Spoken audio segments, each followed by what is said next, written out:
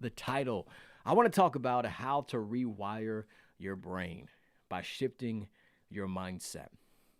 In other words, we want to rewire our mind for success, rewire our minds for possibilities, for positivity, for new opportunities, right? That we want to take advantage of as we step into a new week. To begin the conversation, family, if you would please comment below, shift your focus. Shift your focus. And as you're typing that in on your cell phone device, or maybe you're watching this on a laptop and you're hitting the keyboard, shift your focus.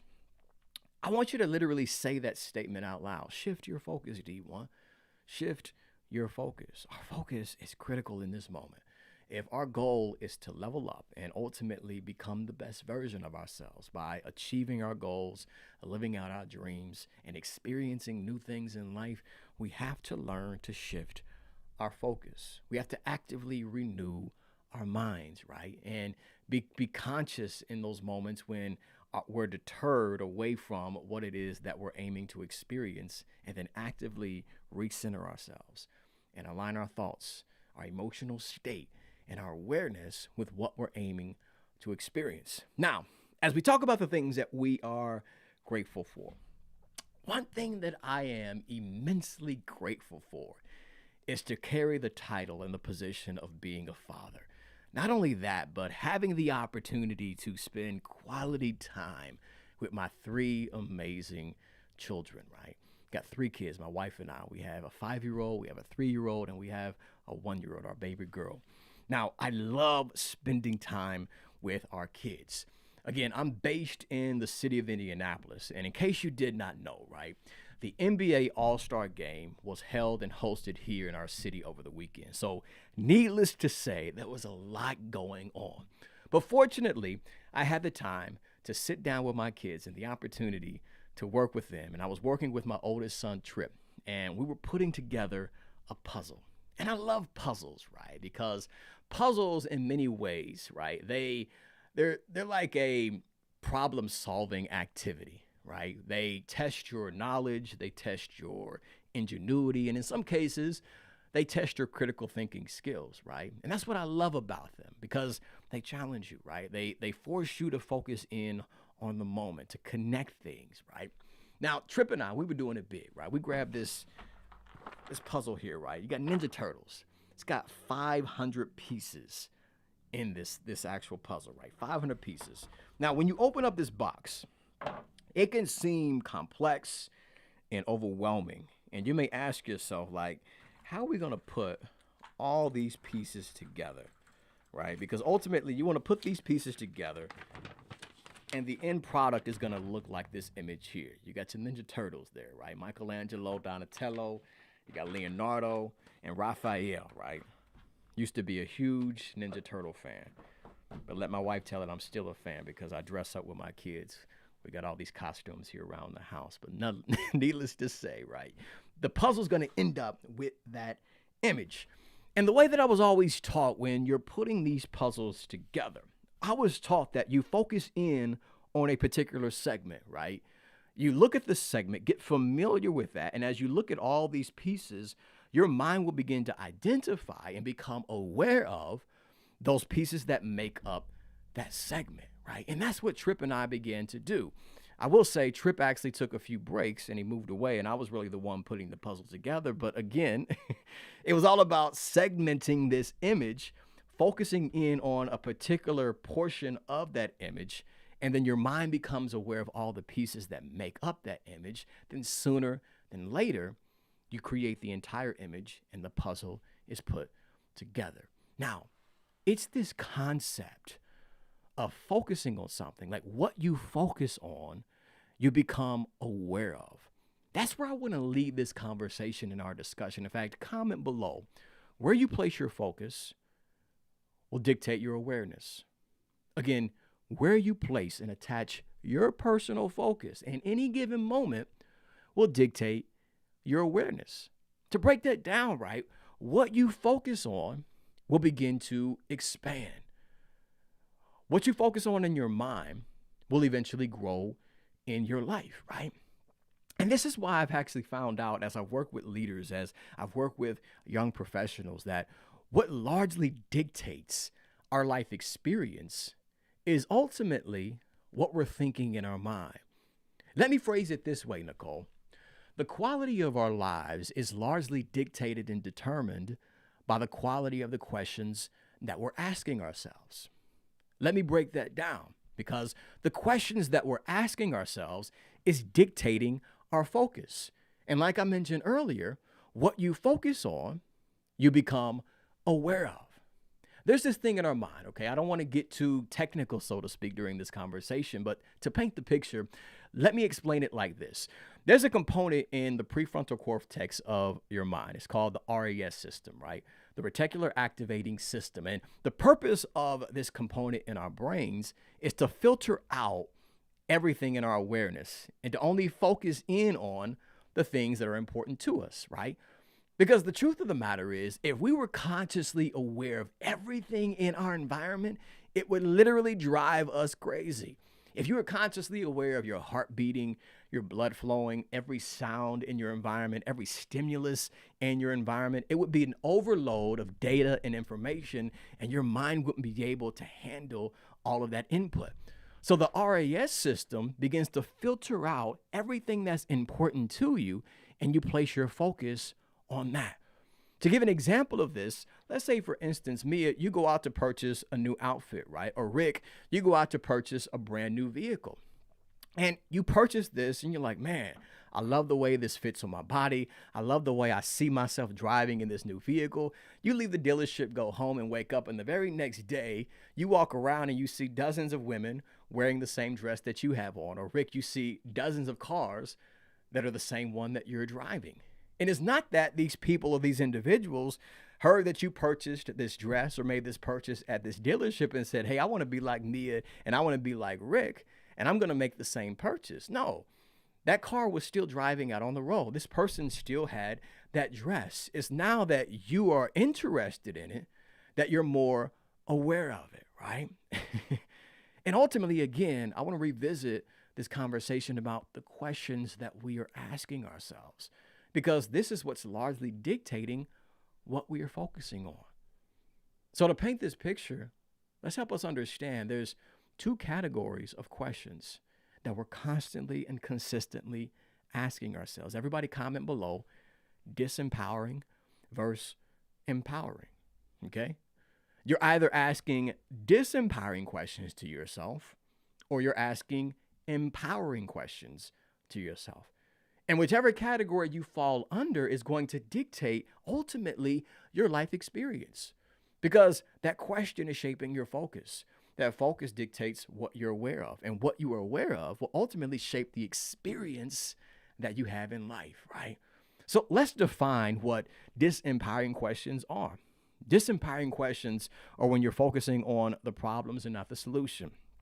It's when you make the problem bigger than what it truly is.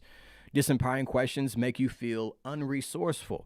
They make you feel responsible, but as if you cannot do anything about your situation. And often, disempowering questions create an endless loop, right? Where we often say, why me? Why me? A few examples are, why can't I do this? Why does this always happen to me? Why am I always losing in life? Why am I never getting ahead?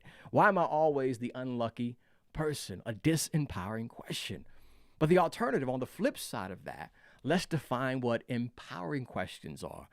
Empowering questions provide you with new understanding, new distinctions, and new ideas. They focus on the solutions instead of the problems. Now, be mindful, you're aware of the problem, but you're not controlled and manipulated, by that problem. You're focusing in on solutions.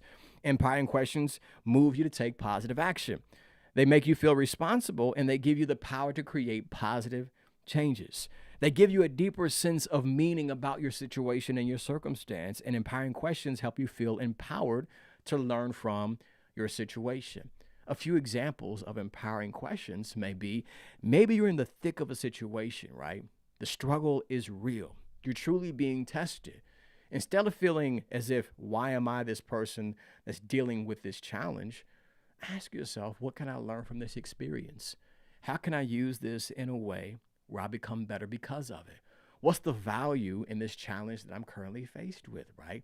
Notice how your perspective creates a different type of energy.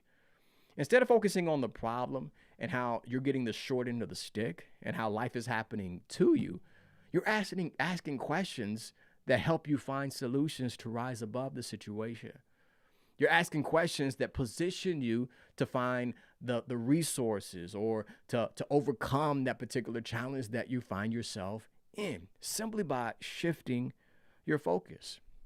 And this is where I want to lead into the call of action for each and every single one of us as we step into this week's opportunities.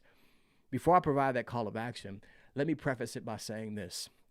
Ordinary people operate out of their history and their memory, but extraordinary leaders operate out of their imagination and their goals, right? Your imagination, which is empowering questions.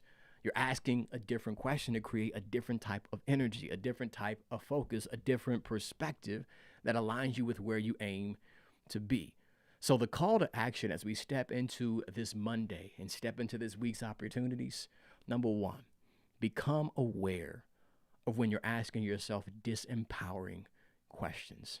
I encourage and I challenge us to start becoming more conscious, to start building more awareness around what's happening internally. In essence, think about what you were thinking about, right?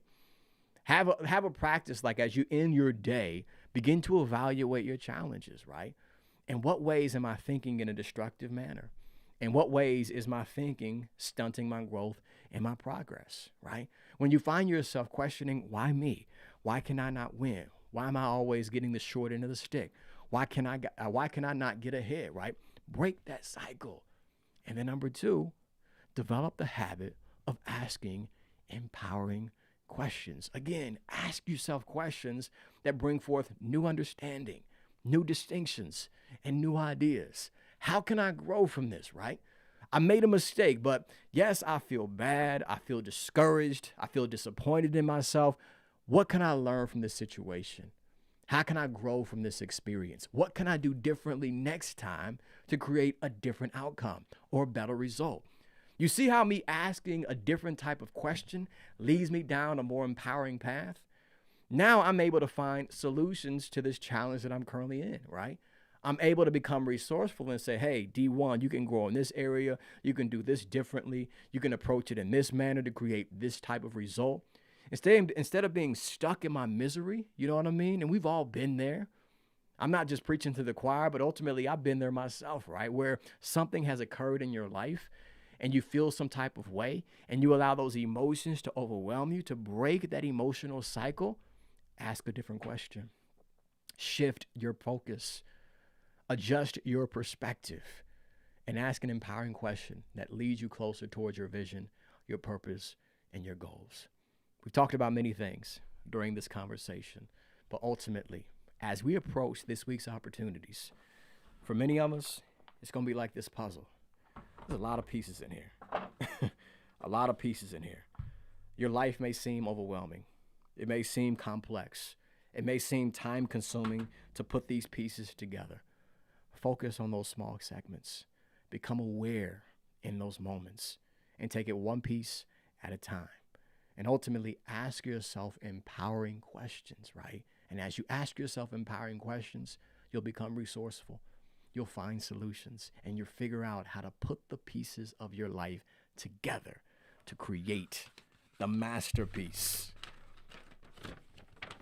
Represent the Teenage Mutant Ninja Turtles this morning, okay? That's your masterpiece. But nonetheless, family, ask empowering questions and you'll live an empowered life. If you slid into this broadcast and I was unable to give you a shout out, be sure to comment below. And if in fact this is your first time, or maybe it's your first time in a long time, put a number 1 in the chat and then place your first name afterward. Again, number 1 in the chat and then place your first name afterward. I'll be sure to shout you out before we do wrap up today's broadcast. Got my wife laughing at me. Ask myself empowering questions. It's key, Sheila. It is absolutely key. Family, if you were picking up what I was putting down during today's conversation, put some fist up in the chat below. Let your boy know that you received what we discussed. Not only that, but it's not enough to be inspired. I want to challenge us to apply what we just discussed during today's conversation because remember, inspiration is not enough to transform your life. You need inspiration and application, and that's what leads to personal transformation. So, again, take on those calls to action, right? Become aware of when you're asking yourself disempowering questions.